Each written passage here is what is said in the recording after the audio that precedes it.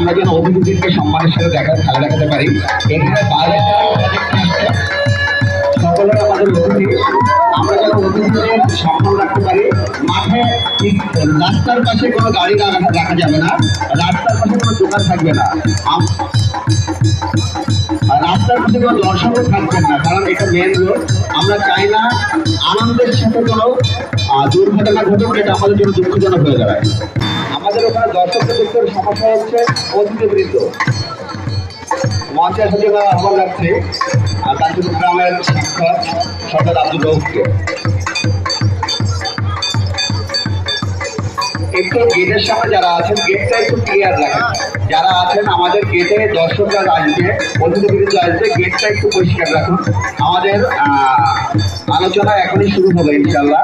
আমাদের মূল যে আলোচনার বিষয় আপনারা জানেন, মাদক এবং জুয়া আমাদের সমাজকে ধ্বংস